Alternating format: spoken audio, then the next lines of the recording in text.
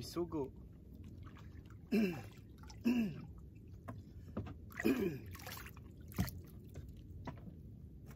you, Lord.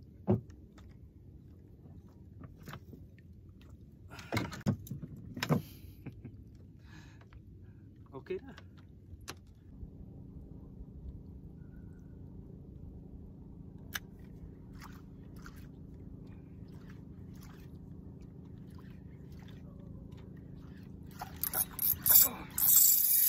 Oh, fish on.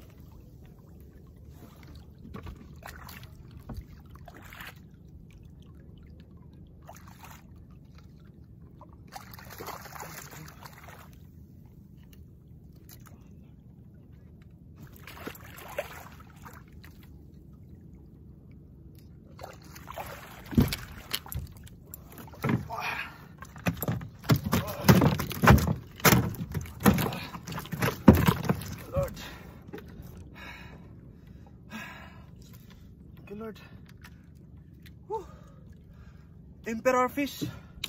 Long nose emperor. Good Lord. Pita na matangtang.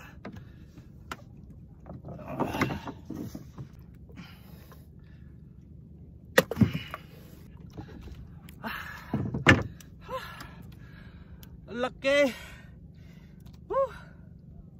Thank you Lord. First time long nose emperor.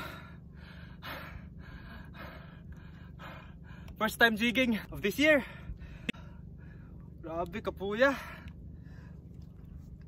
Thank you Lord. Dili mo daog.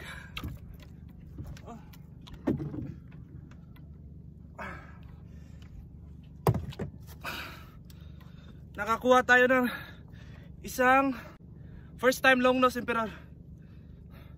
Malaki. Thank you Lord. Biyaya ng Panginoon natin. Ito hindi nadali ng maayos. Lapit na sana makatanggal. Sobrang laki talaga. Thank you Lord. Hi mga ka-fishing negros, mataas na yung araw. Tayo magwawakas sa ating jigging session ngayon. Pakita ko lang yung mga nakuha natin ngayon. Isang bisugo. Maliit na bisugo. Yung unang nakuha natin.